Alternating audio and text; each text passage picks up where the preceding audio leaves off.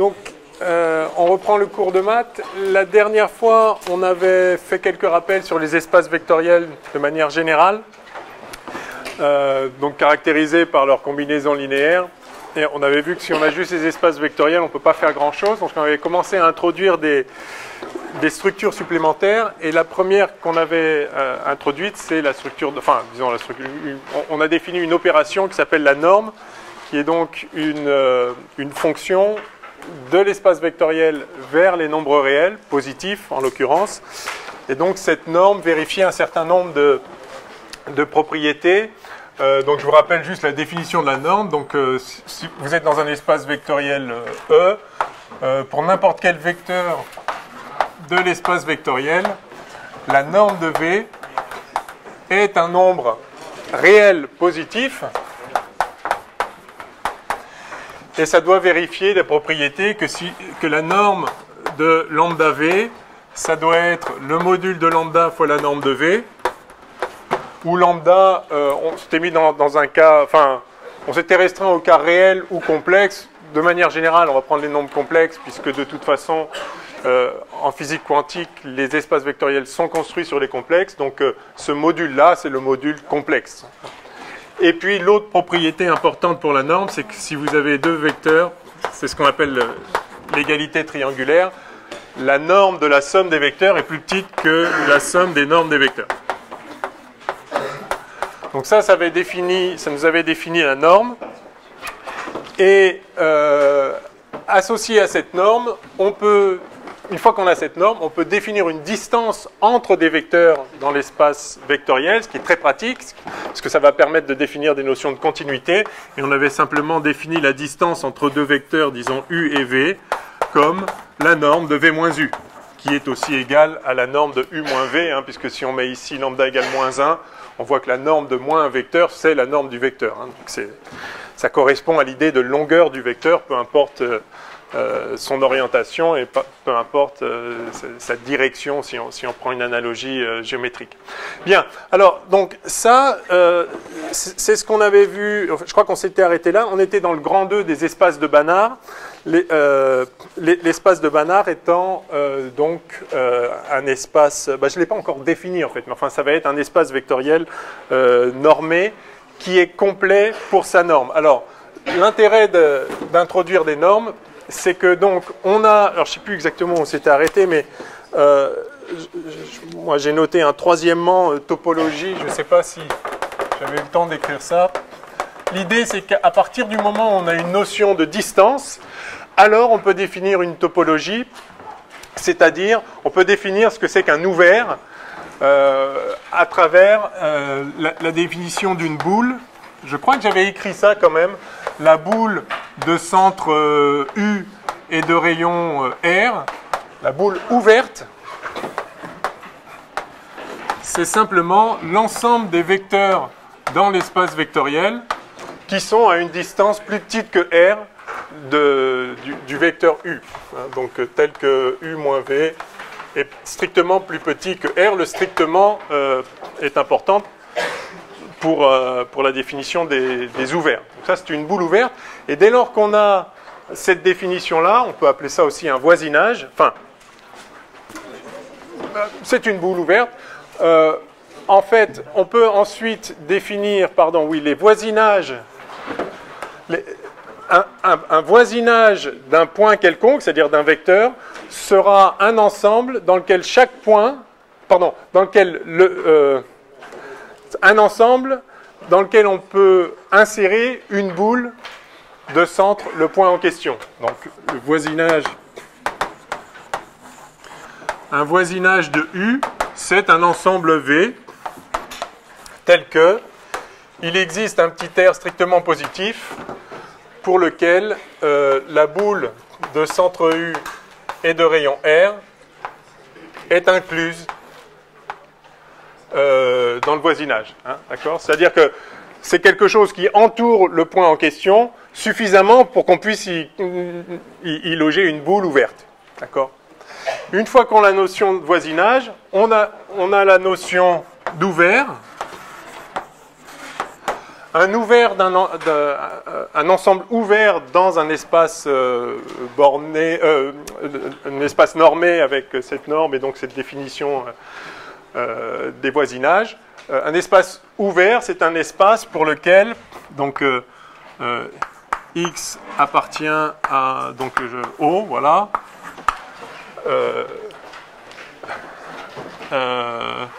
Donc, un espace est ouvert si, quel que soit X appartenant à O, il existe un voisinage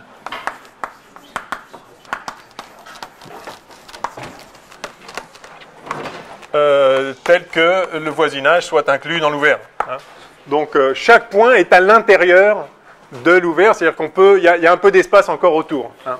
Donc, rappelez-vous toujours l'idée d'un intervalle ouvert entre A et B. Vous pouvez, quel que soit dans R, hein, je fais appel à votre intuition des ouverts dans R, hein, n'importe quel point là-dedans, vous pouvez toujours lui coller un petit peu d'espace autour qui va être entièrement inclus là-dedans. Hein, d'accord. Bon, donc vous voyez qu'on peut définir les notions d'ouvert, du coup on peut définir la notion de fermé comme étant le complémentaire d'un ouvert, etc., etc. Je ne veux pas aller trop dans le détail parce qu'on perdrait trop de temps et je crois que vous avez quand même pas mal fait de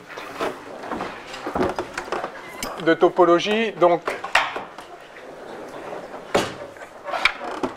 essentiellement, j'ai besoin de ces notions de topologie pour définir la notion de densité et de complétude. Donc je vais tout de suite passer... Alors oui, non, peut-être la densité... Alors, vous connaissez aussi la notion d'adhérence? L'adhérence d'un ensemble, c'est l'ensemble de toutes les limites de suite au sein de l'ensemble, d'accord, hein, donc c'est un fermé, etc. C'est bon, je n'ai pas besoin de rentrer trop dans le détail. Pardon? D'accord.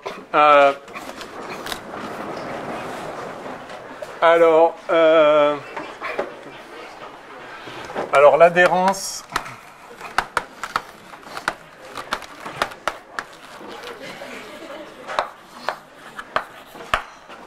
Donc on note cette adhérence à barre. Donc ça, c'est... alors, on dit qu'un point appartient à l'adhérence de A si on ne peut pas le détacher. Enfin, c'est bien de se faire de l'intuition là-dessus. On ne peut pas le détacher, c'est-à-dire qu'on ne peut pas trouver un voisinage de A qui n'est pas une intersection non nulle avec A. Donc A appartient à l'adhérence si, quel que soit V voisinage de A, on peut se restreindre à une boule sur n'importe quel voisinage, ou si vous voulez n'importe quelle boule, ça va être équivalent. Si vous prenez une boule autour du point A, aussi petit soit le rayon de la boule, il va y avoir un point de A dedans. Quel que soit V voisinage de A, oui. Oui, alors, je dis que... Alors, A appartient à l'adhérence de A. Alors, ok, je vais essayer de gagner du temps. Ok. Alors, oublions ça. Commençons par point adhérent. Point adhérent. On dit que A... allez, on dit que X est adhérent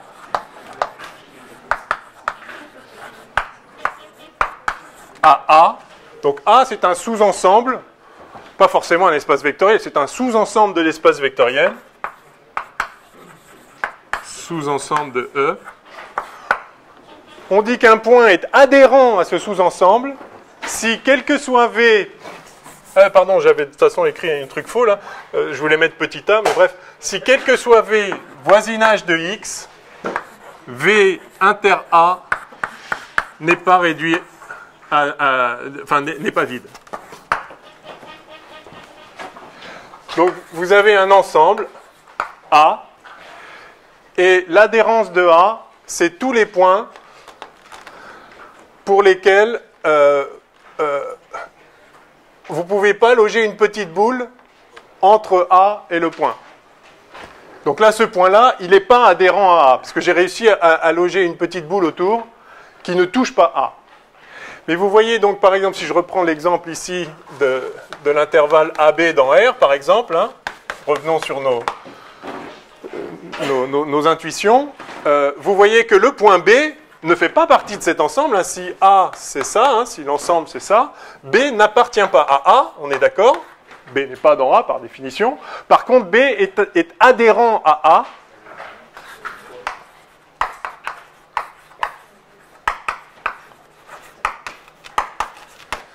Parce qu'il est impossible de faire une petite boule autour de A, donc autour de B, pardon. Donc A, B, ici c'est la droite des réels, d'accord? Le point B, ici, ne fait pas partie de l'intervalle ouvert, mais vous ne pouvez pas prendre un petit intervalle ouvert autour de B qui n'intersecte pas cet intervalle AB. Donc B est adhérent à A. Vous ne pouvez pas le détacher. Vous ne pouvez pas coller un truc entre B et l'espace A, l'ensemble A. OK? Donc c'est ça ce qu'on appelle... Et donc cette définition intuitive ici, enfin cette vision intuitive, se généralise à n'importe quel ensemble, dès lors qu'on a une notion de norme, et donc de distance, et donc de voisinage, de boule, etc., tel que je l'ai introduit, enfin, tel que je l'ai rappelé là, on peut transposer cette idée intuitive à n'importe quel ensemble, et on appelle donc, on dit qu'un point est adhérent à un ensemble si, dès lors que vous prenez un petit voisinage, aussi petit soit-il autour du point, il n'est pas possible que ce voisinage n'intersecte pas l'ensemble en question. Donc vraiment, le point, il adhère à l'ensemble en question. OK?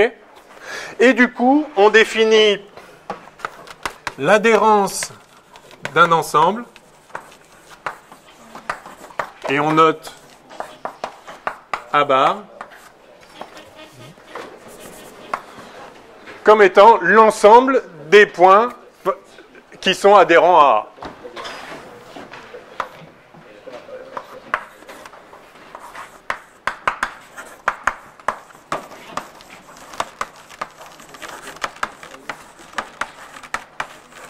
OK?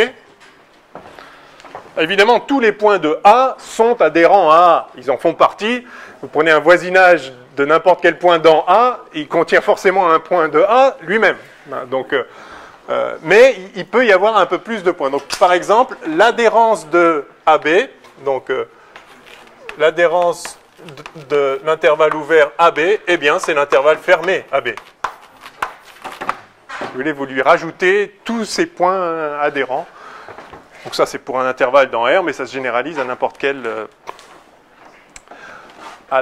quel ensemble. D'accord? Bien, et alors, on appelle... on dit qu'un espace... Alors, c'était ça que je voulais écrire. Je vais me mettre ailleurs, déjà.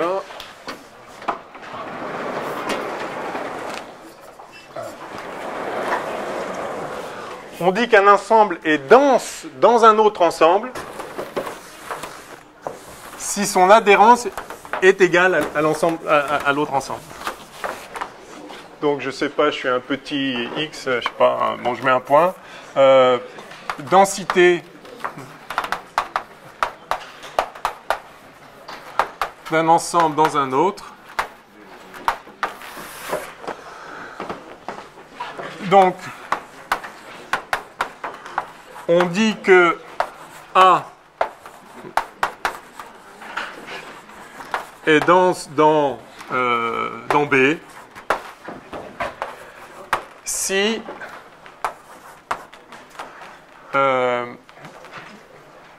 A est inclus dans B et l'adhérence de A est égale à B. D'accord ? On dit que A est dense dans un autre ensemble si tous les points de l'ensemble sont adhérents à A. C'est-à-dire qu'il n'y a pas de point dans B qui ne soit pas un point adhérent à A. Et ça veut dire qu'on peut approcher n'importe quel point de B par une suite de points de A qui va converger vers B. Prenez un exemple simple que vous connaissez tous. Exemple, Q est dense dans R. Q est beaucoup plus petit que R. Hein. Vous savez que Q est dénombrable alors que R n'est même pas dénombrable, bien évidemment. Hein. Néanmoins, il n'y a pas un seul point de R qui ne soit pas adhérent à Q. Vous prenez n'importe quel réel, mettons sur la droite réel, enfin c'est une façon de se représenter, vous prenez n'importe quel X, eh bien, quelle que soit, aussi petite soit la boule, enfin, c'est-à-dire soit l'intervalle autour de X que vous prenez, aussi petit soit-il, il va y avoir dedans des rationnels. D'accord? Donc vous pouvez approcher un réel par une suite de rationnels aussi près que vous voulez. Il n'est pas possible de prendre un réel et puis de trouver un petit espace autour dans lequel il n'y aurait aucun rationnel. Ça n'existe pas. Donc on dit que Q est dense dans R parce que chaque réel est un point adhérent à l'ensemble Q. D'accord? Donc l'adhérence de Q, si vous voulez, l'adhérence de Q, c'est R. Ok? Et c'est ça le point délicat qui fait parler d'espace complet ou pas complet, c'est que effectivement, on peut faire une suite de nombres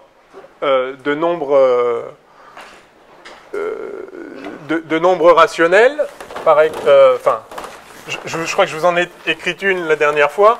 Vous prenez le développement décimal de pi, puis vous arrêtez au rang 1, au rang 2, au rang 3, au rang n, au rang n plus 1, etc. Donc vous faites la suite du développement décimal de pi toujours un cran plus loin. À chaque fois, chaque élément de cette suite est un rationnel, puisque son développement décimal s'arrête quelque part. Mais la limite de cette suite, ça va tendre vers un nombre qui n'est pas un rationnel, qui est pi. On sait bien que pi n'est pas rationnel. Donc vous pouvez avoir une suite de nombres tous parfaitement rationnels, qui convergent, c'est-à-dire qui est de Cauchy en tout cas, qui a l'air de converger, mais qui ne convergent pas dans Q. Mais elles convergent dans R, en fait, elles convergent dans l'adhérence de Q qui se trouve être R. Donc toute suite de Cauchy d'un ensemble va converger dans son adhérence, mais pas forcément dans l'ensemble. Et on dit qu'un ensemble est complet si toute suite de l'ensemble, de Cauchy de l'ensemble converge vers un élément de l'ensemble lui-même. Donc Q n'est pas complet, on peut faire une suite qui est de Cauchy, mais qui ne converge pas vers un rationnel. Par contre, R est complet. C'est le grand avantage. On dit parfois que R, c'est la complétude de Q. Oui? Tout élément de R est un adhérent de Q? Oui, tout élément de R est un adhérent de Q. Vous ne pouvez pas trouver un réel X pour lequel il y aurait un voisinage qui n'aurait pas une intersection avec Q. Vous pouvez approcher n'importe quel réel par un rationnel. Aussi près que vous voulez. C'est très facile à démontrer en fait. Prenez X dans R. Enfin, si vous avez compris le principe du développement décimal, X il s'écrit comme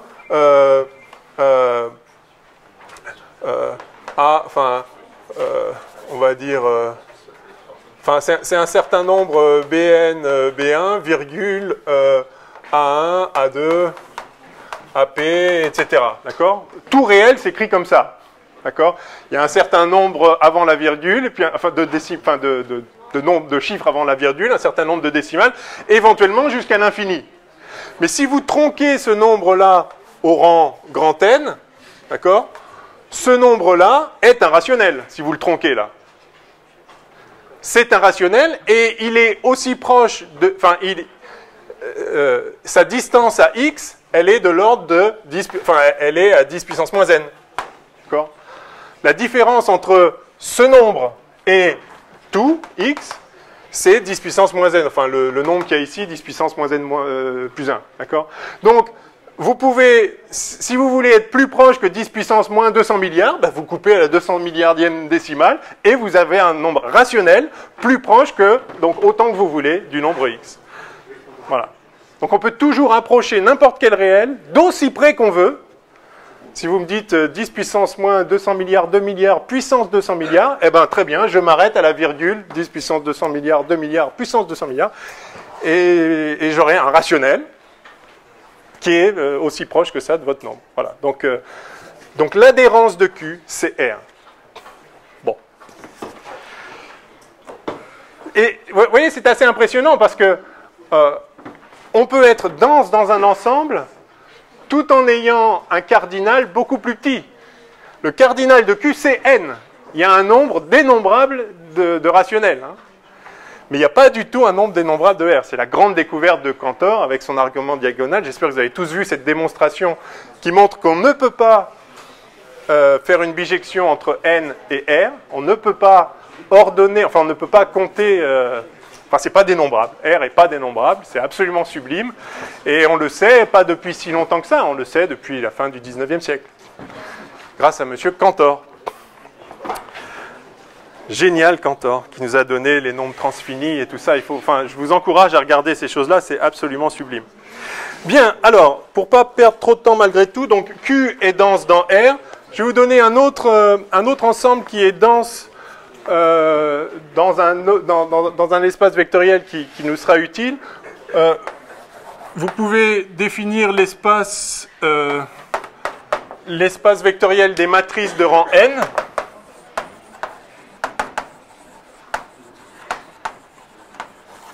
Ah donc des matrices carrées, n par n, d'accord, n lignes, n colonnes, enfin n colonnes.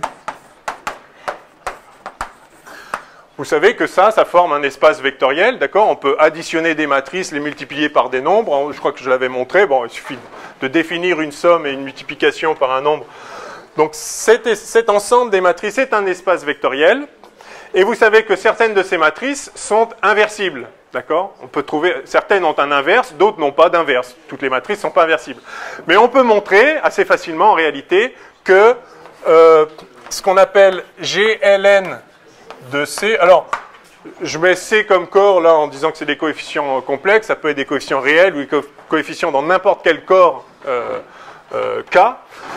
On montre que donc ça c'est enfin bon, peu importe. Ça c'est l'ensemble des matrices inversibles.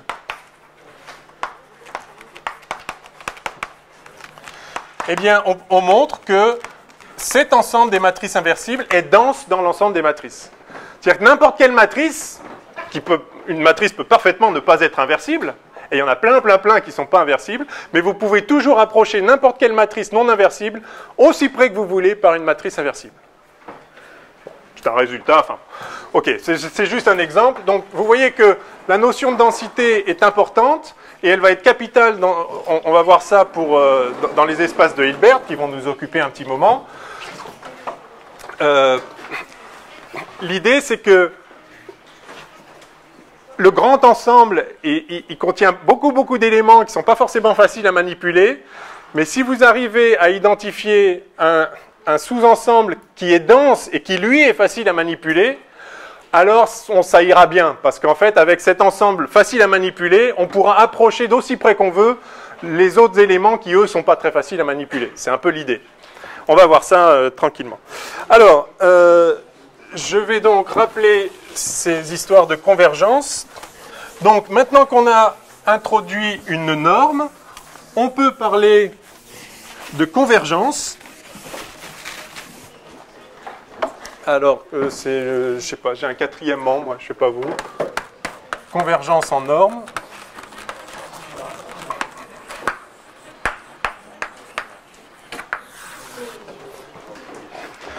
Donc, soit une suite de vecteurs, donc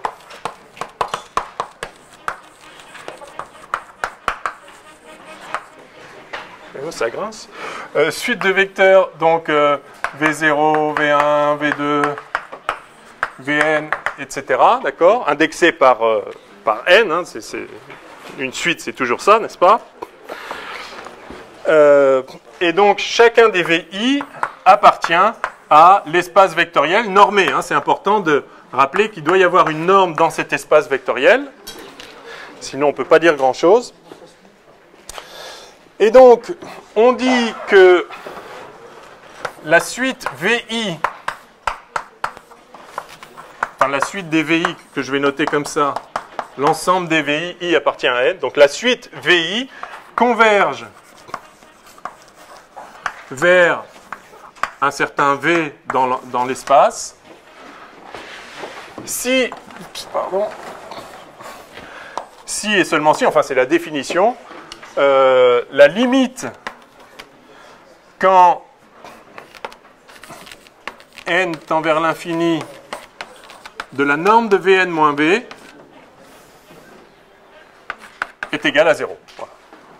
Une suite converge vers un point c'est-à-dire un élément de l'espace vectoriel, donc un vecteur, si la norme, enfin la distance entre V et Vn, c'est-à-dire la norme de Vn moins V, tend vers 0 à l'infini. Bon.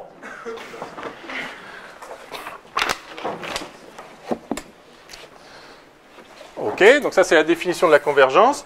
Maintenant, définition d'une suite de Cauchy.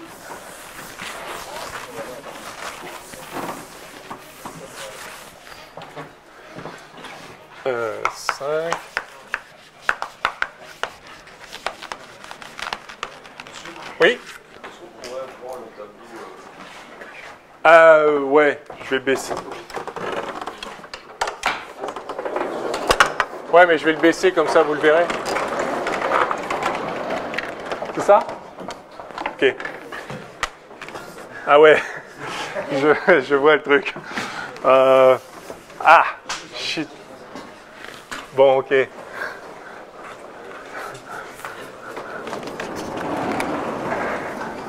Oh là là. Aïe, aïe, aïe, aïe, aïe. Ah, je suis pas doué là. Ouais, bon, enfin. On va faire comme ça. Oh.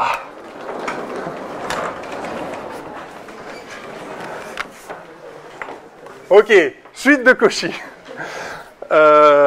Donc, qu'est-ce qu'une suite de Cauchy? Ouais, enfin, c'était un petit B, mais c'est pas grave.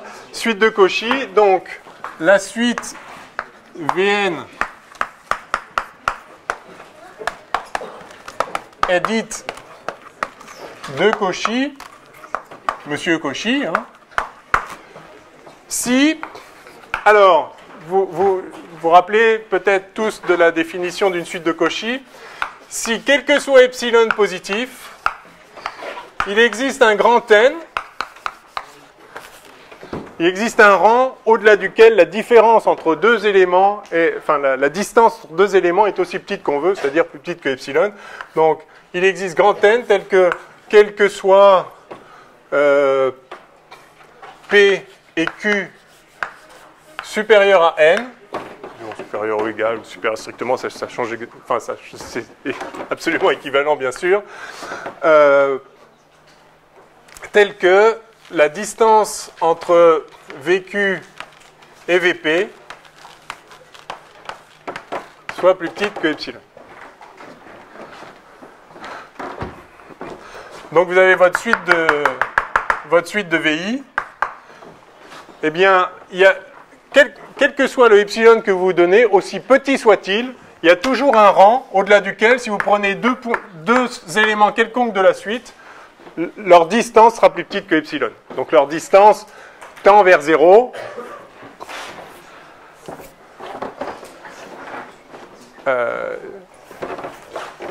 Enfin, c'est ça que ça veut dire. Voilà, d'accord. Au-delà d'un certain rang, vous prenez deux quelconques. Dès que vous, donc là, il y a le rang grand N. Dès que vous passez N, vous pouvez prendre n'importe lesquels là. Ils sont tous à des distances plus petites que epsilon. Ça, c'est une suite de Cauchy. Et on sent bien que quand on a quelque chose comme ça, cette suite-là, elle va converger, puisque enfin, la distance entre, pas juste entre deux particuliers, mais entre tous les points, quels que soient les éléments que vous preniez là, leur distance est plus petite que epsilon. Pour n'importe quel epsilon, vous pouvez toujours trouver un rang au-delà duquel la distance entre deux points est plus petite que epsilon. Donc ça, c'est une suite qui converge, mais on ne peut pas dire que c'est une suite convergente. On dit que c'est une suite de Cauchy. On ne peut pas dire que c'est une suite convergente parce qu'une suite comme ça pourrait très bien en fait converger hors de l'ensemble. On a vu que pour que la suite soit dite convergente, il faut que sa limite soit dans l'espace. Si sa limite n'est pas dans l'espace, c'est pas une suite convergente, parce que l'espace auquel appartient sa limite, il n'est pas forcément défini. D'accord ? Donc, ça, c'est une suite de Cauchy. Et donc, ce qu'on appelle maintenant un espace normé complet, alors, sixièmement,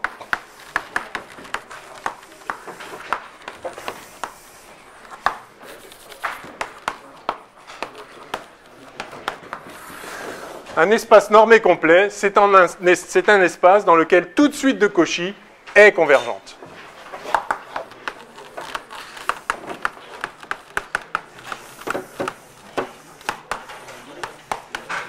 Un espace vectoriel normé est dit complet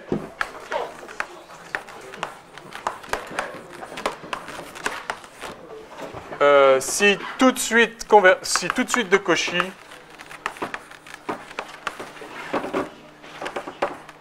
est convergente.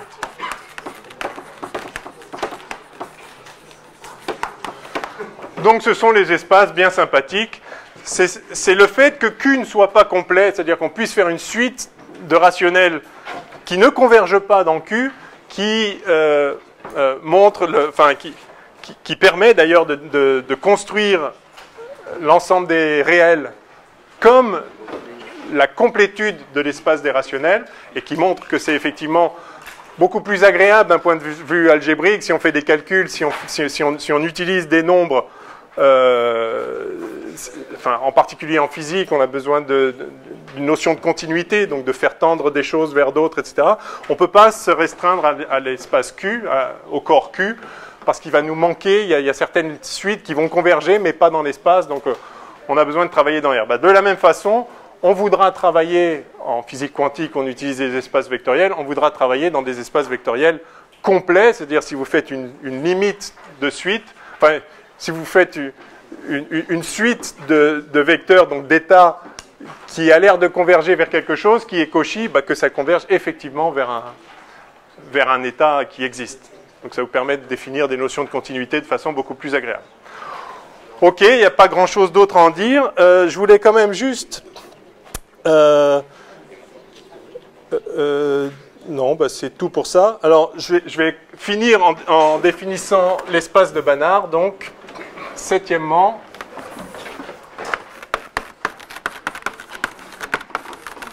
donc c'était le titre de ce grand 2. On a d'abord introduit la norme. Ça nous a permis de définir une notion de convergence et donc de complétude. Eh bien, un espace de Banach, par définition, on appelle espace de Banach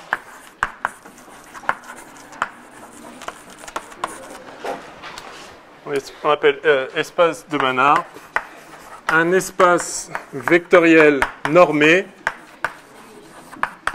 complet pour sa norme.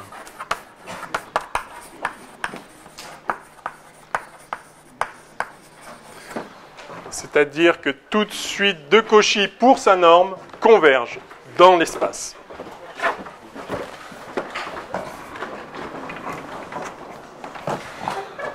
Et la seule chose que je voulais rajouter, c'est un point de...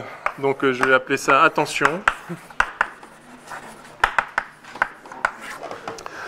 Ce qui est complet, ce n'est pas un espace. Un espace en lui-même n'est pas complet. Il est complet pour une certaine norme, mais pas forcément pour toutes les normes qu'on peut définir sur lui. Et il y a un exemple dans les TD, je ne sais pas si vous l'avez déjà fait, où, alors je vais prendre l'exemple, donc c'est de AB, donc l'ensemble des fonctions continues sur l'intervalle AB, d'accord, l'intervalle AB dans R. L'ensemble des fonctions continues est un espace vectoriel. On a vu comment on pouvait ajouter, faire des combinaisons linéaires de fonctions de façon totalement triviale. C'est un espace vectoriel. Je devrais, pardon, excusez-moi, je vais rajouter 2 mots là, ou 3.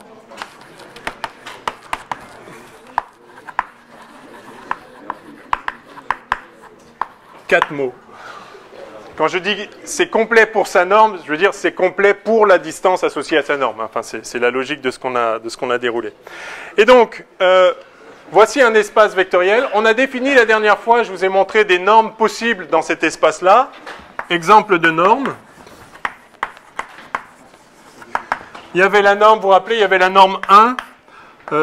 La norme 1 de la fonction f, je la définis comme la somme de 1 à b de f de x module dx. On a vu que ça, c'était une norme parfaitement acceptable, c'est-à-dire qu'elle vérifie, je ne sais pas si c'est encore au tableau, les 3 propriétés de la norme. C'est défini positif, enfin bon, bref, c'est une norme, l'inégalité triangulaire, etc. Et puis on avait défini des normes d'ordre P, hein, en mettant ça, la puissance P, le tout puissance 1 sur P, vous vous rappelez, et puis on avait aussi défini la norme infinie, qui est simplement le sup de f de x pour x dans AB. Donc un certain nombre de normes qu'on peut définir sur l'espace. Donc l'espace, c'est l'espace, l'ensemble des fonctions continues, c'est un espace vectoriel, très bien. Ensuite, on peut lui associer une norme, mais on a le choix, on peut lui associer différentes normes. Eh bien, ce qui est intéressant, c'est de voir que l'espace qui est donc l'ensemble des fonctions continues sur AB muni de la norme 1, d'accord, celle-ci, cet espace-là n'est pas complet.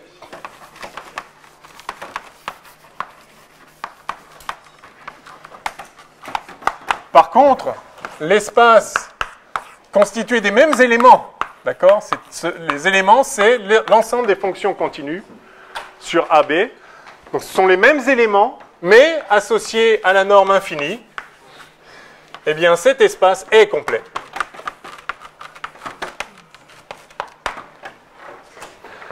Donc, vous voyez que la notion de convergence dépend de la norme. Dans cet espace-là, toute suite convergente de fonctions convergentes au sens de la distance associée à cette norme n'est pas nécessairement convergente. Enfin, pardon, excusez-moi. Toute suite de Cauchy pour cette norme-là n'est pas nécessairement convergente. Par contre, toute suite de Cauchy pour cette norme-là est nécessairement convergente vers une fonction de cet espace-là. D'accord ? Donc, en gros, vous pouvez, et vous verrez ça dans le TD, je ne sais pas si vous l'avez déjà fait, sinon ça ne saurait tarder, vous pouvez trouver une suite de fonctions de Cauchy qui convergent vers un élément, par exemple vers une fonction qui ne sera pas continue, donc qui n'appartiendra pas à l'espace. Tandis qu'avec cette norme-là, ce n'est pas possible. Bon. C'est un exemple juste pour vous faire, enfin, que vous fassiez bien attention que ce n'est pas un espace qui est complet ou pas. Un espace, il peut être complet pour une certaine norme et pas pour une autre. Pourquoi ? Parce que la notion de distance et donc de convergence dépend de la norme. Donc on a d'abord introduit la norme, on en déduit une notion de distance qui est la norme de un vecteur moins l'autre. Du coup, une notion de convergence du point de vue de cette norme, de cette distance associée à cette norme, et voilà, donc c'est ça qui définit si un espace est complet ou pas, c'est si ces suites de Cauchy convergent ou pas, et ça dépend de la norme. Ok ? Bon, oui. On doit privilégier une norme. Pardon ? On doit privilégier une norme. C'est pas... Alors, en tout cas, on doit définir précisément la norme avec laquelle on travaille. Si possible, on va effectivement prendre une norme qui rend l'espace en question complet. Si possible. Mais en tout cas, ce n'est pas l'espace par lui-même qui est complet. D'abord, si on prend juste l'espace vectoriel, il n'y a même pas de notion de norme dedans, donc il ne peut pas être complet, il n'y a pas de distance, il n'y a aucun sens à même à parler de limite si on n'a pas introduit une norme. D'accord ? Donc c'est pour ça que j'ai commencé, grand 1, c'était les espaces vectoriels. On peut faire des combinaisons linéaires, il y a des choses à faire, on peut définir des bases, etc. On peut montrer comment chaque vecteur s'écrit en fonction des autres. Ok.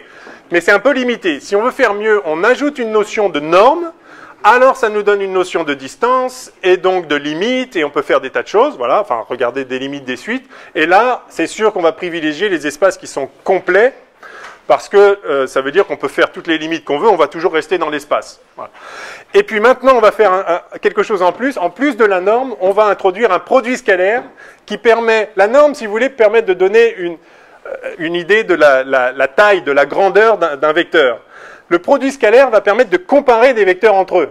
D'accord ? Deux vecteurs orthogonaux n'ont aucun rapport l'un avec l'autre. Deux vecteurs presque collinéaires vont être proches d'une certaine façon. Donc la notion de produit scalaire va permettre de comparer, je mets des guillemets, on va voir précisément de quelle façon, comparer les vecteurs entre eux. Donc, grand 3, après espace vectoriel grand 1, espace de Banach, c'est-à-dire espace normé grand 2, maintenant, on va parler des espaces pré-hilbertiens, et puis on finira par les espaces de Hilbert, qui sont le point vers lequel on veut converger. Donc, attendez voir. Alors, en fait, j'ai compris, il faut prendre les tableaux dans l'ordre, en fait. Alors, on va faire ça comme ça. Donc, grand 3, espace pré-hilbertien. Et ça va nous conduire à introduire la notion de produit scalaire. Donc, dans le cours de mécanique quantique lundi, j'ai déjà un peu parlé des produits scalaires. En tout cas, dans R.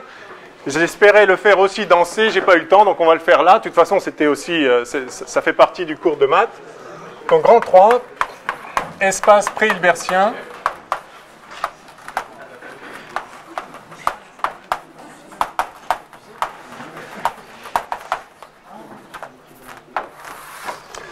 Alors, pré-hilbertiens, ils ne sont pas tout à fait hilbertiens, mais ça s'approche. Ah oui, oui. Je ne sais pas où c'est, mais on va trouver.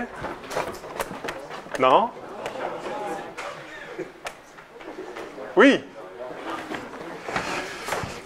Ok.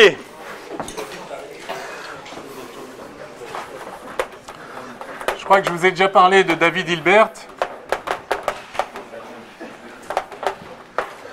Immense mathématicien qui a une influence vraiment capitale sur toutes les mathématiques au tournant du siècle dernier. Donc 1862, il est mort, je vous donne ces dates, ça vous fixe un peu les idées. 1943. Bien, alors...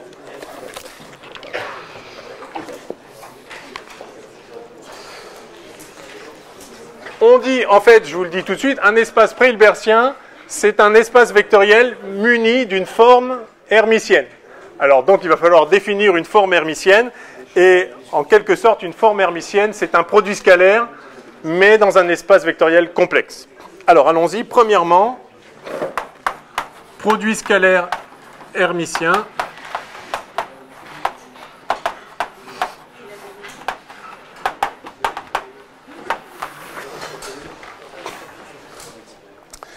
Et je vais commencer par définir une forme sesquilinéaire.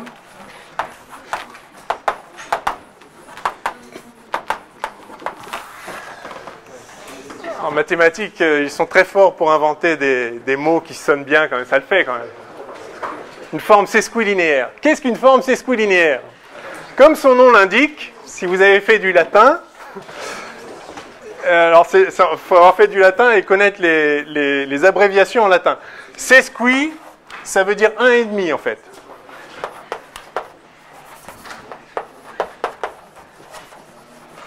En fait, c'est la contraction de semi-square. 1,5, d'accord? Alors, c'est une forme... Alors, on a vu lundi dans le cours de physique quantique, on a vu des formes bilinéaires, vous vous rappelez? Parenthèse, rappel, on avait vu une forme bilinéaire, f de uv, donc vous prenez deux vecteurs, je vais commencer comme ça, allez, rappel, forme bilinéaire.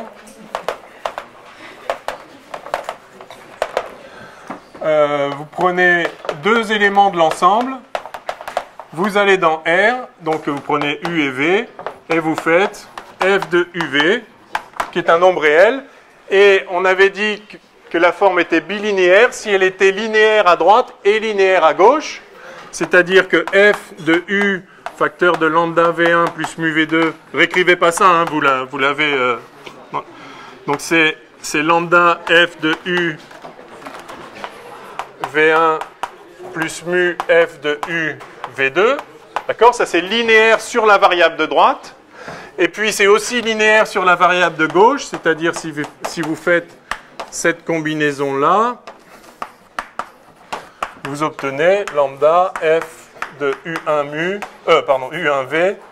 plus mu F de U2V. Donc c'est linéaire à droite et linéaire à gauche. C'est bilinéaire. Alors là, quand vous êtes sur un espace vectoriel réel, vous pouvez faire ça. C'est très sympathique. Si la forme est symétrique, c'est-à-dire si f de UV égale f de VU, vous avez un produit scalaire qui va bien à condition que vous pouvez définir la norme de U comme étant f de UU, enfin la norme de U au carré comme étant f de UU, et si ça c'est défini positif, c'est-à-dire ce n'est nul que si le nombre est nul, vous avez un bon produit scalaire gentil dans R, enfin dans un espace vectoriel réel, etc. C'est ce qu'on a revu rapidement en physique quantique. Alors là, ça va être quasi ça, sauf que on va demander à ce que cette forme soit linéaire dans la deuxième variable et semi-linéaire dans la première variable. Qu'est-ce que ça veut dire semi-linéaire? Ça veut dire que c'est comme si c'était linéaire, mais dans cette combinaison linéaire, on va mettre le complexe conjugué. Alors, je vais l'écrire précisément, mais c'est ça l'idée. Donc, dans un espace vectoriel réel, évidemment, la notion de semi-linéaire n'a pas de sens, puisque le complexe conjugué, c'est le nombre lui-même. Il n'y a pas de complexe conjugué dans R, évidemment. Mais quand on travaille dans C, il y a un intérêt majeur, on va le voir tout de suite, à prendre le complexe conjugué pour une des variables, et donc à faire une forme qui n'est pas bilinéaire, mais 1,5 linéaire, c'est-à-dire C-square linéaire, de façon à faire une norme qui soit un nombre réel. On va voir ça tout de suite.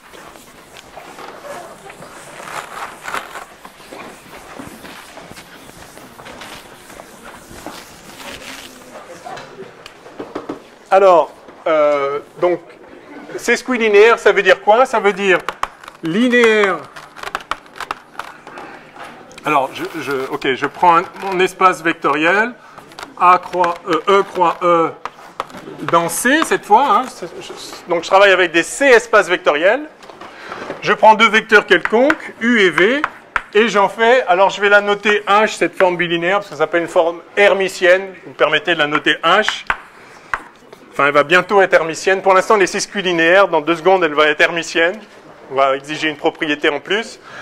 Donc ça, c'est simplement, c'est un nombre réel, c'est un nombre complexe. Donc j'exige qu'elle soit linéaire à droite,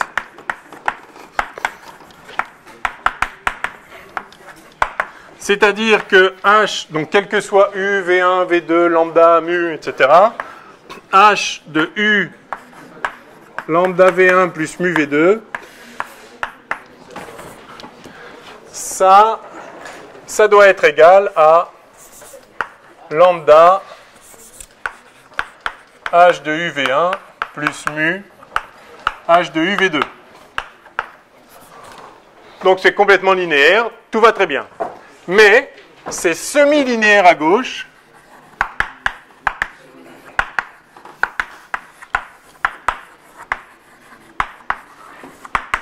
C'est-à-dire que H de lambda U1 plus mu V2, mu U2, V, donc si vous voulez le produit scalaire de cette combinaison linéaire avec V, eh bien c'est presque la combinaison des produits scalaires, mais comme ici, mais avec le complexe conjugué. Donc c'est lambda étoile H de U1V plus mu étoile H de U2V. Ok? Donc il faut juste bien la regarder dans les yeux et s'en imprégner, et voilà. Donc c'est linéaire au complexe conjugué près. C'est semi-linéaire, on appelle ça comme ça. Et du coup, une forme, c'est-à-dire une application de E croix E dans C, qui est linéaire à droite et semi-linéaire à gauche, est dite C-square linéaire. C'est la définition d'une forme C-square linéaire. Alors, vous trouverez dans certains bouquins l'inverse. Certains préfèrent dire que c'est par rapport à la première variable, on est linéaire, et par rapport à la deuxième, on est semi-linéaire. C'est vrai que c'est un peu un choix. Ce qui est important, c'est qu'il y en ait une linéaire et l'autre semi-linéaire, pour une raison qui va apparaître tout de suite. Je prends cette convention-là. C'est la convention qui est le plus souvent prise en physique. Donc on va s'y tenir. Tenez-y-vous aussi. Il faut choisir quelque chose. Tous les physiciens, grosso modo, ont choisi ça, donc c'est bien. Et les matheux, la plupart aussi maintenant, parce que enfin, c'est complètement arbitraire, on fait ce qu'on veut, hein, mais voilà. On a choisi ça une fois pour toutes, c'est comme ça. Alors, à partir de cette forme sesquilinéaire, je vais parler donc maintenant des formes hermitiennes.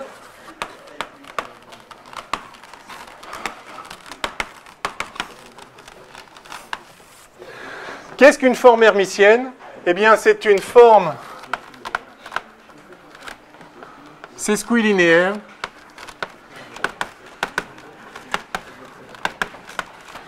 alors ça, c'est Monsieur Hermite, hein?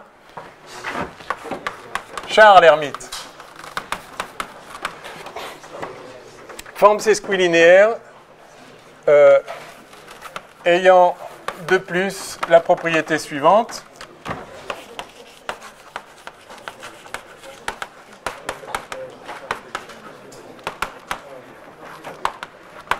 C'est une forme pour laquelle, quel que soit U et V, dans l'espace en question, H de VU égale H de UV complexe conjugué. D'accord? Sur un espace vectoriel réel, le produit scalaire de A par B ou de B par A, c'est la même chose. A scalaire B, c'est B scalaire A. La forme est symétrique. Hein. Voilà, c'est ce que j'ai écrit là, F de UV égale F de VU, ça c'est une forme symétrique. Alors là, dans C, on exige non pas qu'elle soit symétrique, mais qu'elle vérifie cette propriété-là, qu'on appelle, enfin c'est la propriété d'être hermitienne. Donc c'est quasi symétrique, mais quand on intervertit l'ordre, eh bien on passe au complexe conjugué.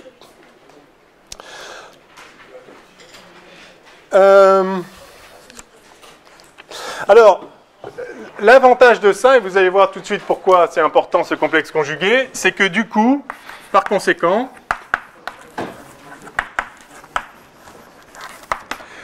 quel que soit U dans l'espace, H de UU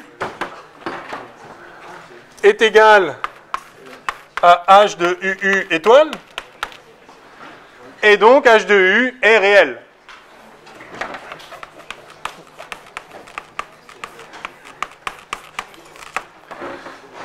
Ça, c'est important parce qu'on travaille sur un C-espace vectoriel, donc la forme sesquilinéaire et la forme hermitienne, elle est à image dans C.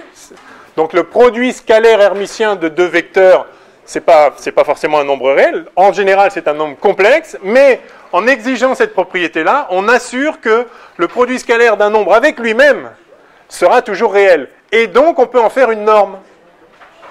D'accord ?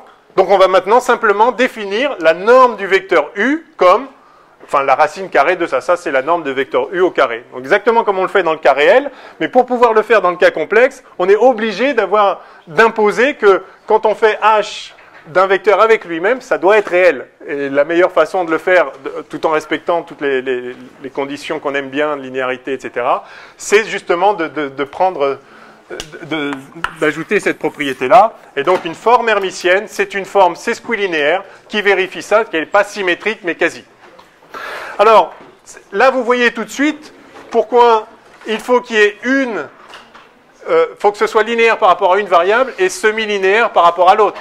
Vous voyez que si c'est linéaire par rapport à la première et que c'est hermitique, alors nécessairement c'est semi-linéaire par rapport à l'autre. Vous voyez que ça et ça impliquent ça. Ouais? Ou je le fais explicitement? Je vais le faire explicitement.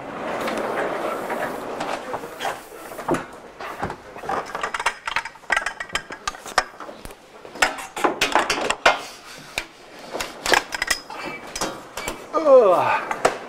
C'est un peu l'enfer ce truc. Hein. C'est prévu qu'il répare ou...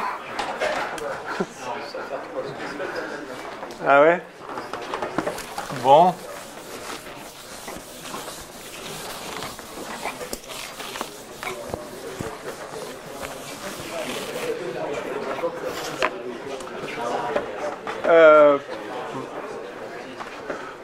Donc, est-ce que ça... Il faut que je le fasse ou vous le voyez? Si on a ça et ça, alors on a ça. Vous le voyez ou c'est bon? C'est-à-dire, prenons le complet... Enfin, inversons ces deux-là. D'accord? Donc, je pars de ça, là. Donc, j'ai H de lambda V1 plus mu V2 U par hermiticité. On prend les mots on emploie les mots qu'on peut. Par hermiticité, par cette propriété là-bas, ça, c'est égal au complexe conjugué de ça. D'accord? Et donc, c'est égal au complexe conjugué de ça. C'est-à-dire lambda étoile H de UV1 étoile plus mu étoile H de UV2 étoile. Et maintenant, en appliquant à nouveau la propriété d'hermiticité, ça, c'est H de V1U, hein, puisque j'intervertis les ordres, donc je passe au complexe conjugué. Le conjugué du conjugué, c'est le nombre du départ, bien sûr, plus mu étoile. Le complexe conjugué de ça, c'est donc le produit scalaire avec les vecteurs dans l'autre sens. Voilà. Et donc, j'obtiens que ceci est égal à ça. Et donc, vous voyez que c'est semi-linéaire par rapport à la première variable. Si c'est linéaire par rapport à la seconde et hermitique, alors c'est semi-linéaire par rapport à la première. Voilà pourquoi on impose cette propriété qui a l'air étrange a priori, pourquoi pas linéaire des deux côtés. Ben, c'est parce qu'on veut imposer ça en réalité pour pouvoir être sûr que le produit scalaire d'un nombre, enfin d'un vecteur par lui-même, est réel, sinon on ne peut pas en faire une norme. Alors un produit scalaire, si vous faites A scalaire A et ça ne vous donne pas la norme de A au carré, bon, ça ne va pas être très utile, en tout cas pour tout ce qu'on fait avec ces choses-là. Donc pour pouvoir avoir ça, on a besoin de cette propriété-là, et du coup, si on a cette propriété-là, alors si c'est linéaire pour une variable, ça va être semi-linéaire pour l'autre. Et il n'y a plus qu'à choisir celle qu'on préfère, c'est complètement arbitraire, on prend la deuxième, et c'est une convention. Ok? Donc j'espère qu'il n'y a rien de mystérieux pour vous dans cette définition de la forme hermitienne. Une forme hermitienne, c'est une forme sesquilinéaire, quasi symétrique, enfin semi-symétrique, je ne sais pas comment on appelle ça. On appelle ça, si je sais comment on appelle ça hermitienne. C'est une forme hermitienne qui vérifie cette propriété-là. Ok? Bien.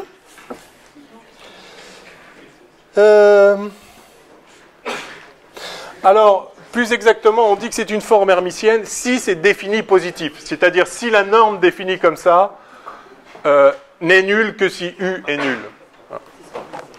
Donc, je vais me mettre là.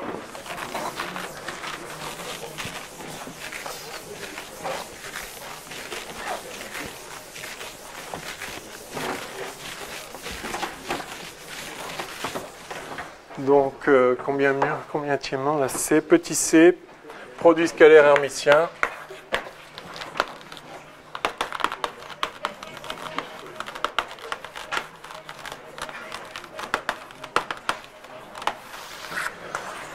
Donc, par définition, c'est une forme hermitienne définie positive.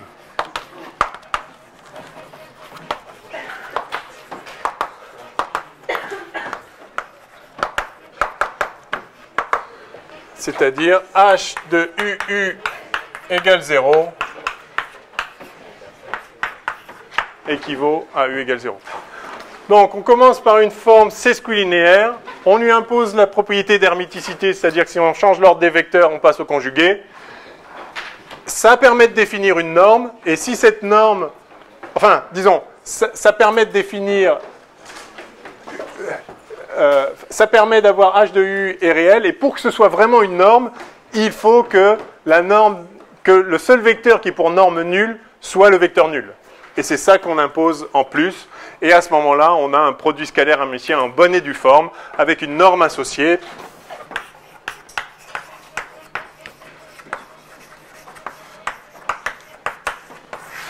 Et la norme associée, c'est comme ça. Par définition, la norme de U, c'est H de U puissance 1,5. Et on a fait tout ce qu'il fallait pour que ce soit une vraie bonne norme qui vérifie l'inégalité triangulaire, qui vérifie la propriété que seul le vecteur nul est de norme nulle et qui vérifie la propriété que la norme de lambda U, tiens, ben faisons-le. La norme de lambda U, c'est H de U, pardon, de lambda U, puissance 1,5. Ah ben oui, c'est intéressant dans ça. Voilà. Vous allez voir comment ça sort. Donc H de lambda U, c'est linéaire à droite et semi-linéaire à gauche. Donc H de lambda U, côté gauche, ça va vous faire lambda étoile H de U, lambda U, puissance 1,5. Et linéaire à droite, ça va vous faire lambda étoile lambda H de UU, puissance 1,5. Et lambda étoile lambda, c'est le module de lambda au carré.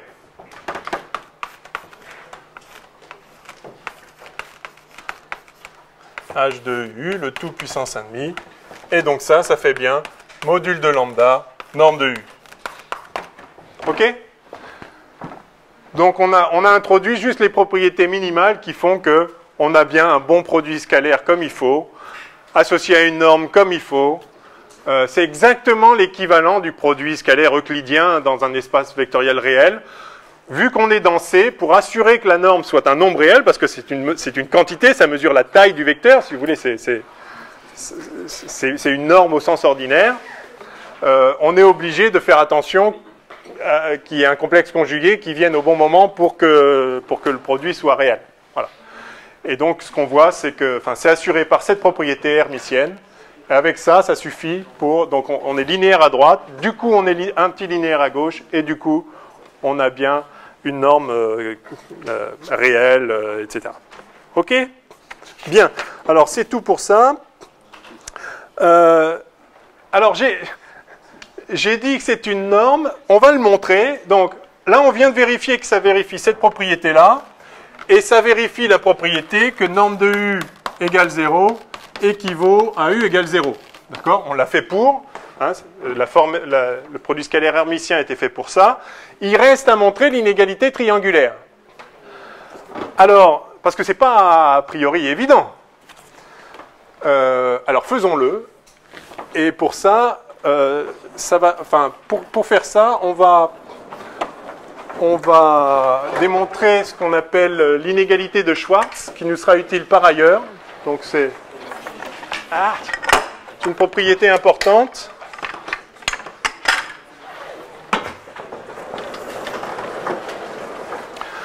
Ce qu'on va voir là sont des propriétés complètement générales. Donc en général, les propriétés... Enfin, non, c'est pas toujours vrai ce que je vais dire là, mais les propriétés générales sont parfois très faciles à montrer et du coup, elles s'appliquent pour tout un tas de... Enfin, pour toutes les formes hermitiennes qu'on pourra imaginer. On saura que ce qu'on va démontrer là, dans le cas complètement abstrait d'une forme hermitienne quelconque, s'appliquera à n'importe quel espace vectoriel muni d'une forme hermitienne. Et donc c'est très pratique parce qu'on démontre une seule fois des résultats qui vont s'appliquer autant de fois qu'on a de vecteurs d'espace vectoriel. Oui. Pour le défini positif, le U égale 0, ouais. c'est un vecteur. U, oui, ça c'est le 0 de E. Oui. Ça c'est le 0 de R.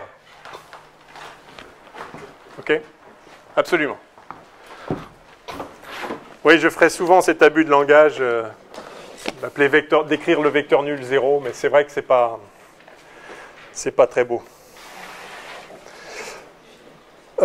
Ok, alors allons-y. Allez, je sais pas où je suis. Deuxièmement, peut-être. Troisièmement. Deuxièmement. Non, troisièmement. Deux. Ah bon. Ok. Deuxièmement. Inégalité de Schwartz.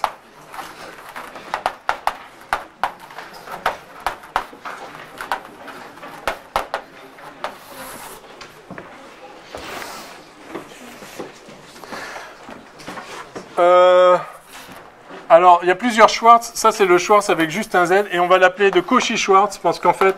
Enfin, c'est un truc assez trivial. Donc, ils sont plusieurs à l'avoir... Puis Cauchy est en français. On va rappeler que... Donc, ça s'appelle Cauchy-Schwartz. Parfois, juste Schwartz. Mais Cauchy-Schwartz, tout le monde sait de quoi... Le truc, c'est que... D'abord, il y a plusieurs Schwartz. Certains avec un T, d'autres sans T. Et puis, ils ont fait tellement de choses que si on dit juste...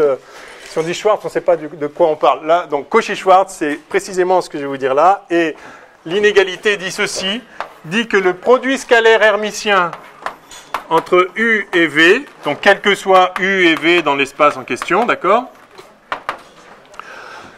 Le produit scalaire hermitien a pour module quelque chose qui est plus petit que la norme de U fois la norme de V.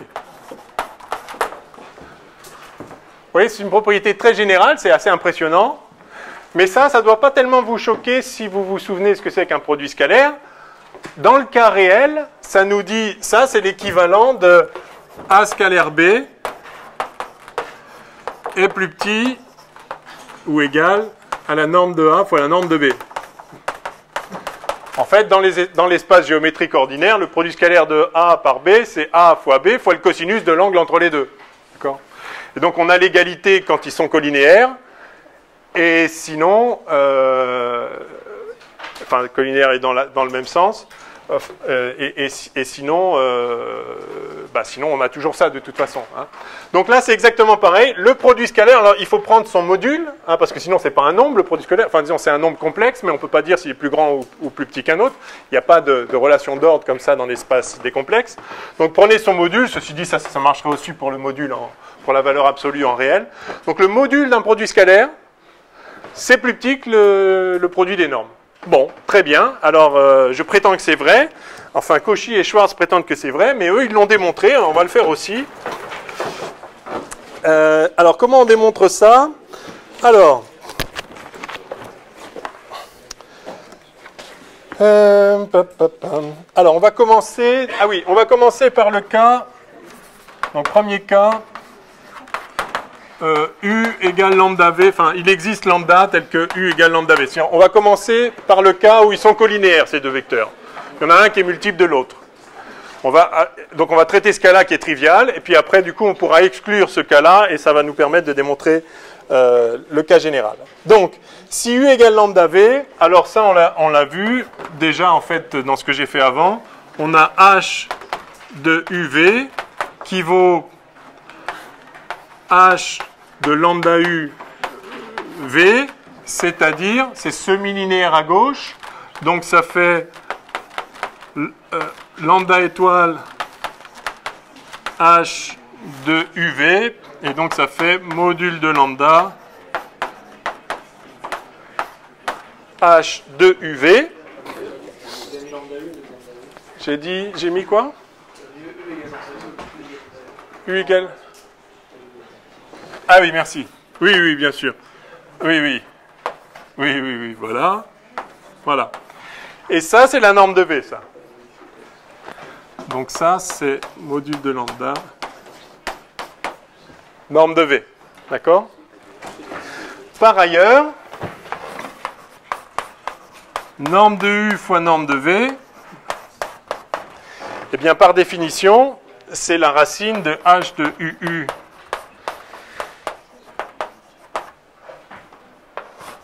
H de VV, et H de UU, c'est ce que j'ai fait avant, c'est donc H de UU, je ne sais plus où je l'avais mis, c'est là, c'est, d'accord, H de UU, c'est H de lambda V, d'accord,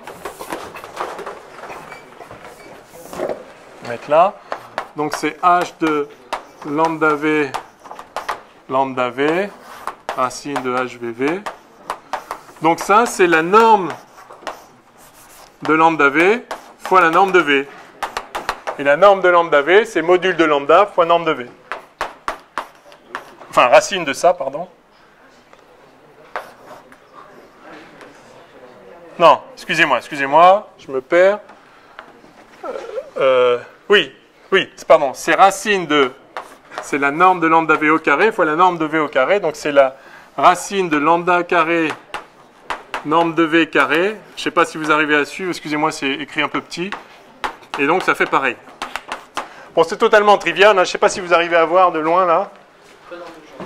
Pas tellement. Hein. Ça s'arrêtait là. Voilà. Et après, j'ai calculé la norme de U fois la norme de V. La norme de U, en fait, enfin, si vous voulez, ça, c'est la norme de lambda V fois la norme de V. J'aurais pu l'écrire directement, en fait.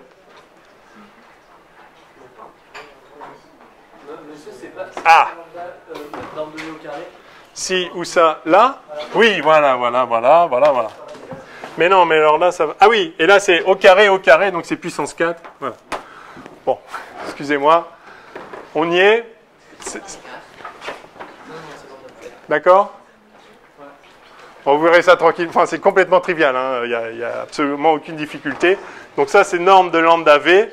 Et on a déjà vu que norme de lambda V, c'est module de lambda fois norme de V. Donc on a lambda, norme de V, norme de V, ce qui est la même chose que ce qu'on avait obtenu ici. Donc en fait là, j'ai des lignes intermédiaires, j'ai des égalités intermédiaires parce que j'ai répété ce que j'avais fait avant, mais avant on a déjà montré que ça, c'était module de lambda, norme de V. Donc en fait, on aurait pu s'arrêter là.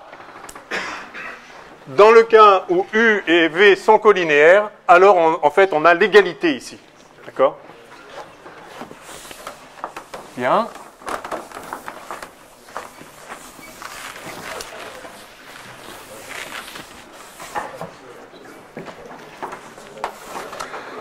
Ok, alors maintenant, si ce n'est pas colinéaire, donc sinon, alors quel que soit lambda, bien sûr, U moins lambda V est différent de 0. D'accord? Alors, ce qu'on va calculer maintenant, c'est H de U moins lambda V, U moins lambda V. Ça, comme ce vecteur-là n'est pas nul, quel que soit lambda, il ne peut pas être nul, puisqu'il pourrait être nul dans le cas où on a ça, mais on l'a traité ce cas-là. Donc, si les vecteurs ne sont pas colinéaires, ça, c'est pas nul, et si ça, c'est pas nul, ça non plus, c'est pas nul. Donc ça, c'est juste la norme au carré de U moins lambda V. Hein, je peux l'écrire comme ça. Et donc ça, c'est strictement positif, quel que soit lambda. D'accord? Eh bien, on va simplement développer ce produit-là par ces squilinéarités. Donc, on a une combinaison linéaire à gauche, une combinaison linéaire à droite. Alors, à gauche, ça va nous faire H de UU. C'est une bonne occasion pour vous de voir comment ça s'applique. Donc, ensuite, je vais avoir... Donc, j'applique la distributivité, là, enfin, disons la linéarité. Enfin, la semi-linéarité, ça va me faire moins lambda étoile H de U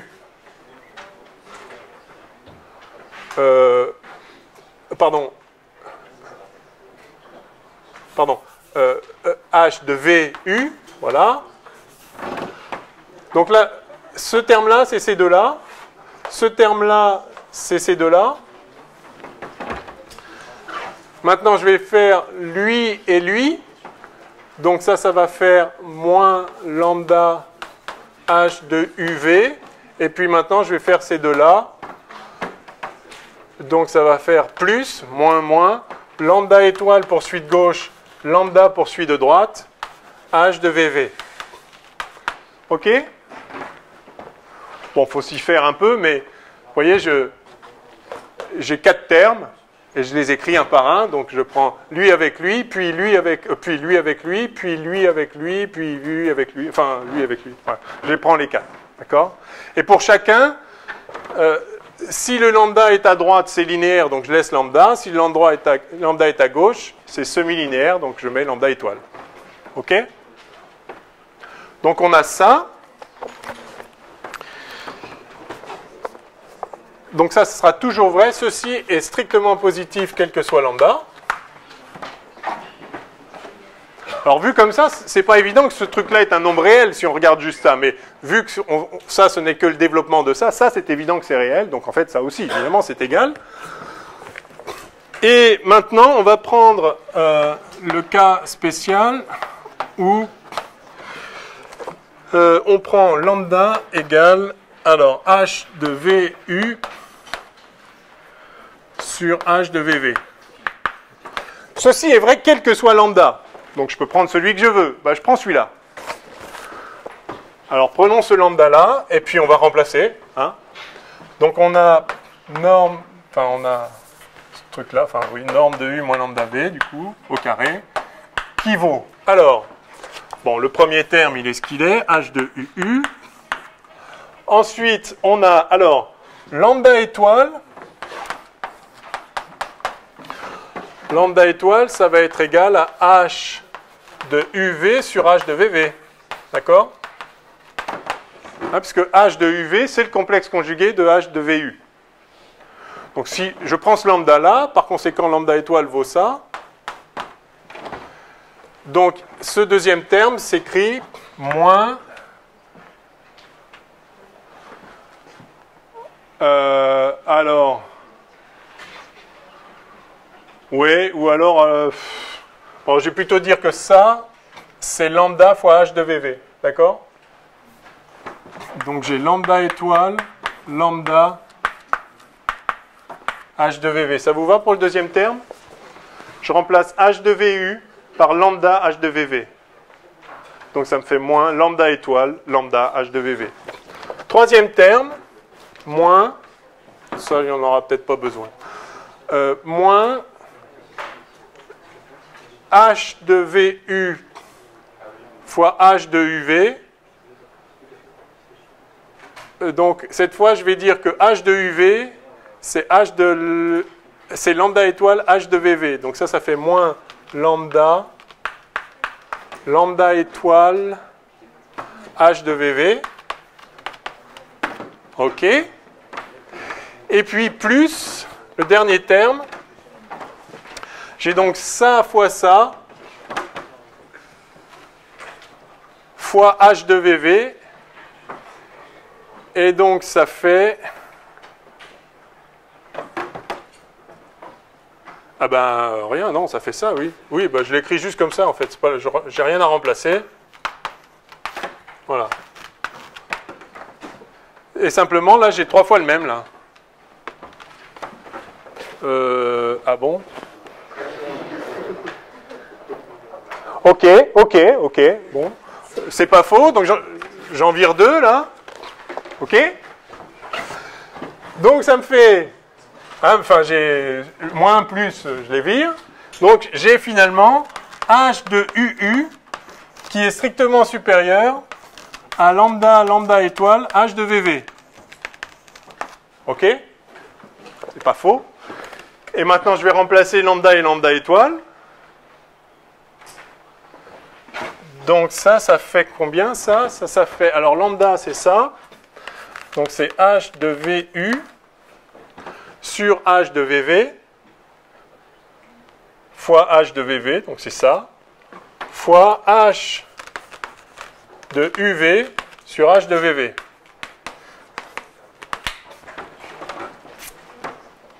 Ben voilà, c'est fini. C'est fini parce que du coup j'ai h de UV fois h de VU qui est plus petit que h de UU fois h de VV. Enfin, qui est plus petit strictement. OK? Eh bien, ça, c'est le module au carré de h de UV. Et ça, c'est la norme de U au carré. Et la norme de V au carré. OK?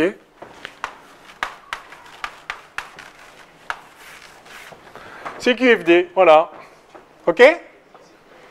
Bon, c'est pas très compliqué. Le nez au tableau, on ne voit pas super bien. J'espère que de là où vous êtes, vous voyez mieux. Enfin, il n'y a aucune difficulté. On a développé cette norme-là par ses squilinéarités.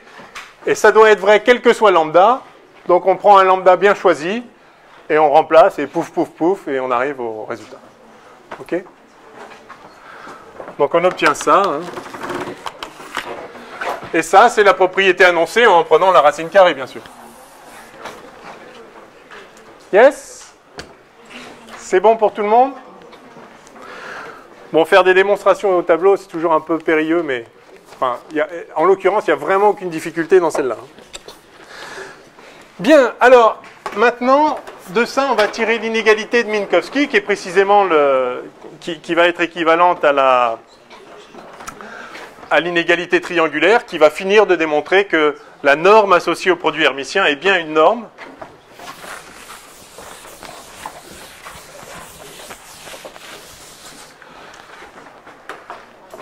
Alors, petit, je ne sais pas combien, petit 3. Inégalité de Minkowski.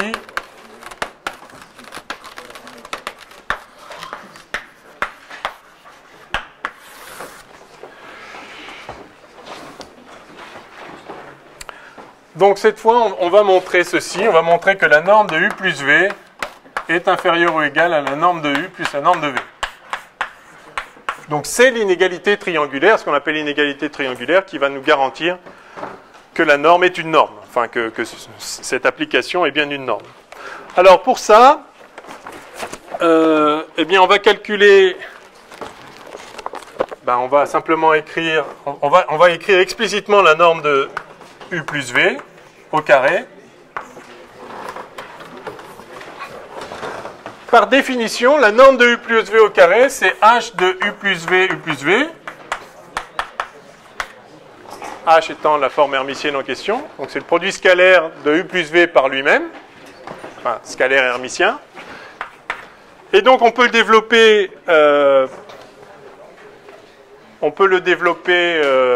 par linéarité. Alors, oui. C'est pas directement la... Parce que là, c'est une inégalité triangulaire. Oui. Directement dans la définition de la norme. Ah oui, non, une norme est une norme si elle vérifie ça. Ouais, d'accord. Et donc c'est pour ça qu'il faut montrer que ça vérifie ça toujours. Ah oui, d'accord. Alors, on n'a pas encore dit que c'était une norme. Ah non, justement, on est en train de démontrer que c'est une norme. D'accord. Oui, c'est ça. Bon. C'est une norme. Ce qu'on a vu, c'est que c'était réel. On a vu aussi que H de lambda U, c'était bien module de lambda H de UU, enfin module lambda carré H de U. Et si on a ça, alors ce sera une norme de plein droit. D'accord? Donc en fait, c'est ça. Je suis en train de démontrer que c'est bien une norme. Ce qui n'est pas totalement trivial a priori. Il ne suffit pas de définir un H de UU qui soit positif pour que ce soit une norme. Justement, il faut que ça vérifie ça.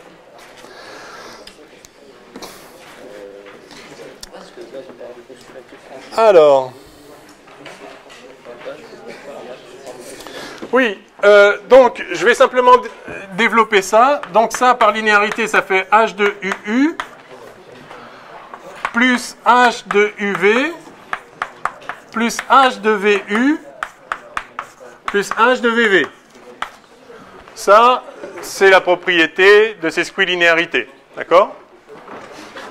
Je développe par linéarité ce produit hermitien. OK? Alors là, on reconnaît la norme de U au carré. Là, on reconnaît la norme de V au carré. Et puis là, on a quoi là?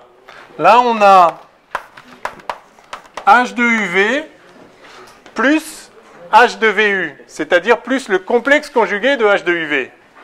Ouais?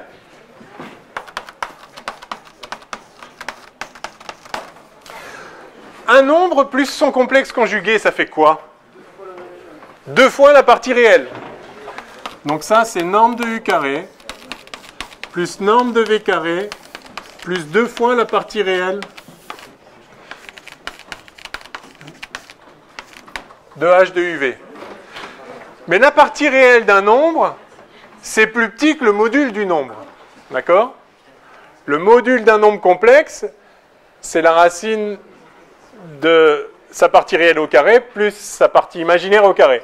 Donc la partie réelle, elle est plus petite que le module, à tous les coups. D'accord? Donc ça, c'est en fait inférieur ou égal à norme de U carré plus norme de V carré plus 2 fois le module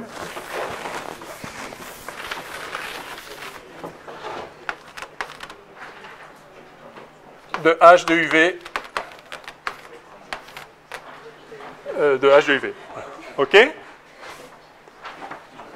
Mais le module de H de UV, on vient de le voir par l'inégalité de Cauchy-Schwarz, c'est plus petit que la norme de U fois la norme de V. Il y a un genre de cosinus entre les deux. Enfin, c'est pas géométrique, mais pour vous en souvenir. Donc ça, c'est plus petit que norme de U carré, plus norme de V carré, plus 2 fois la norme de U, fois la norme de V. Yes?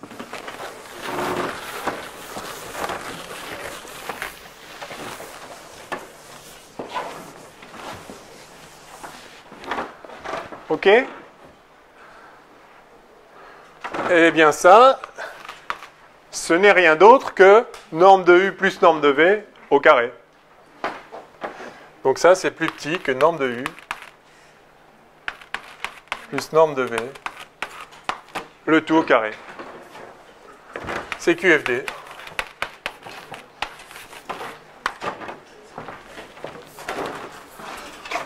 On vient de montrer en une ligne un peu longue que la norme de U plus V au carré était plus petite que la norme de U plus la norme de V au carré. Donc si je prends la racine de tout ça, j'obtiens bien la propriété annoncée qui est l'inégalité de Minkowski, c'est-à-dire l'inégalité triangulaire. Et ça me garantit que dès lors que j'ai un produit hermitien, la norme associée est une... Enfin, il y a une norme associée, c'est-à-dire H de UU, c'est bien la norme de U au sens plein de ce qu'est une norme. OK? Vous voyez, il n'y a pas de difficulté, et c'est complètement général. Donc, dès lors qu'on aura un produit scalaire, il n'y a plus besoin de redémontrer tout ça.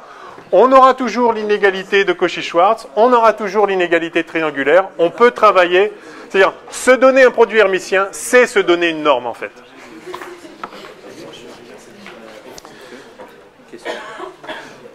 Oui. La dernière partie, c'est un égal. En l'occurrence, oui, ici c'est un égal. Mais du coup, ça, c'est bien inférieur à ça.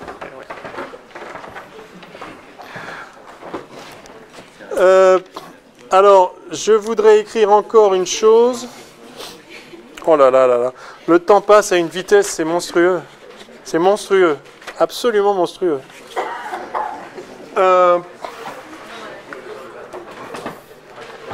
Bon. Juste une seconde. Enfin, une minute. Enfin, une dizaine de minutes. Non, pas d'inquiétude. Ah, je voulais faire les bases hilbertiennes aujourd'hui et on en est très très loin, donc...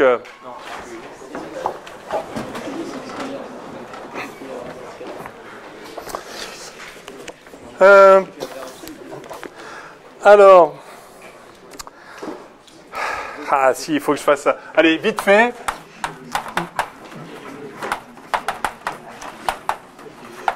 Ce qu'on appelle l'identité de polarisation.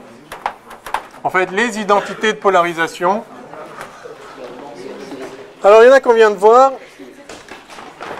Je vous le note comme ça. Donc, x plus y au carré.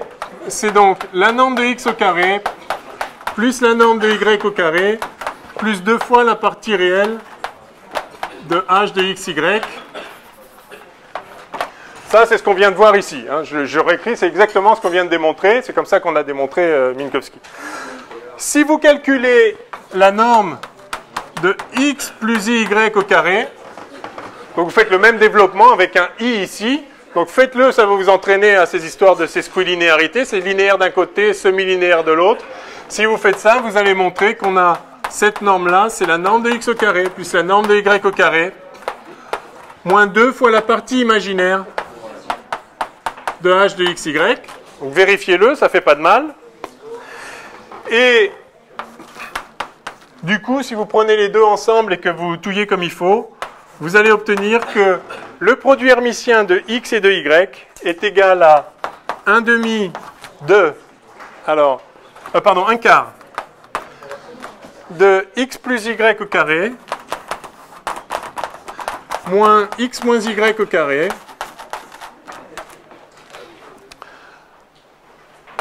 ça c'est pour la partie réelle et pour la partie imaginaire moins i sur 4 de x plus y au carré moins x moins y au carré. Ça, c'est pour la partie imaginaire.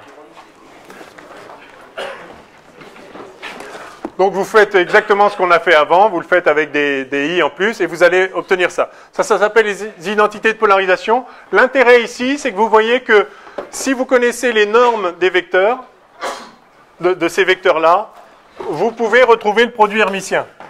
C'est-à-dire, si vous connaissez la fonction norme, en fait, la fonction hermitienne est cachée dedans. Bien sûr, si vous avez la fonction hermitienne, vous avez la fonction norme. C'est h de x, c'est la norme de x. Mais si vous avez que la fonction norme, vous pouvez trouver la fonction, le produit scalaire juste à partir de normes. Néanmoins, il ne faut pas conclure que à toute norme est associé un produit hermitien. Ce qu'on a vu, c'est qu'à tout produit hermitien, tout produit scalaire, c'est squilinéaire qui va bien hermitien, est associé à une norme qui est une norme de plein droit. Mais il existe des normes qui n'ont pas de produit hermitien associé. Alors, il y a une façon de caractériser si une norme a un produit hermitien. Enfin, en tout cas, il y a une condition suffisante pour qu'une norme soit un produit hermitien. C'est ce qu'on appelle l'identité du parallélogramme, et je m'arrête là. DE, égalité du parallélogramme.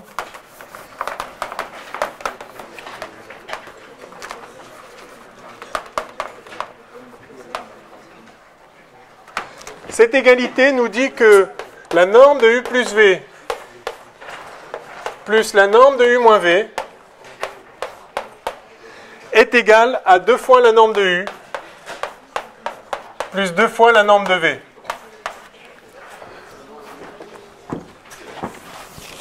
Alors c'est une égalité qui est intéressante dans divers cas et elle a une interprétation géométrique très simple.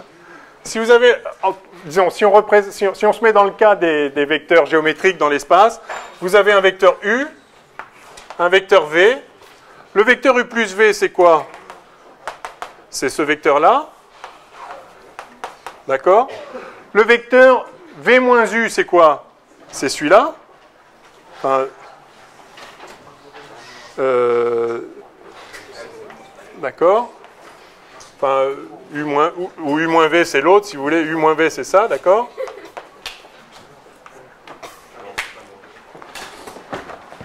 Donc vous avez un genre de parallélogramme comme ça. Eh bien, ce que ça vous dit, ça, c'est que ça au carré plus ça au carré, donc là, pardon, pas au carré, ça plus ça, la longueur des deux, la somme des deux diagonales est égale au périmètre, d'accord? Ça plus ça, c'est égal à ça, plus ça, plus ça, plus ça. C'est une propriété qui est vraie, vous ne saviez peut-être pas, mais c'est vrai dans un parallélogramme. Et en fait, c'est vrai dans n'importe quel espace vectoriel auquel est associée une forme hermitienne, et dont, si on prend comme norme la norme associée à la forme hermitienne, donc un produit scalaire très général, vous aurez toujours ça. La somme des normes des diagonales est égale à la somme des normes du pourtour, c'est-à-dire 2 fois un côté plus 2 fois l'autre. Alors ça se montre trivialement. Il suffit de l'écrire, c'est pareil. Peut-être ça découle de ça. Non, en tout cas, faites-le. Il suffit de l'écrire de la même façon. Et le point que je voulais dire ici, et pour terminer, c'est que si on a une norme qui vérifie ça, alors il existe un produit hermitien associé et qui a toutes les propriétés qu'on veut bien, qui est défini comme ceci. Donc, il ne suffit pas d'avoir une norme pour faire un produit hermitien. Quand on voit ça, on se dit, c'est bon, j'ai une norme, du coup, j'ai qu'à définir ça, c'est un produit hermitien. Non, ça ne fera pas à tous les coups un produit hermitien, c'est squilinéaire, semi-symétrique, etc. Par contre, si on a une norme et qu'on a ça, alors, en définissant le produit scalaire comme ça marche, c'est un bon produit hermitien. Bon, là, on a beaucoup de retard. Il va falloir que je fasse quelque chose, je ne sais pas quoi, mais il faudra qu'on accélère un peu la semaine prochaine. Je vais faire une partie de ça dans le cours de mes calculs, mais ça va être chaud. Bon, allez. Bon courage.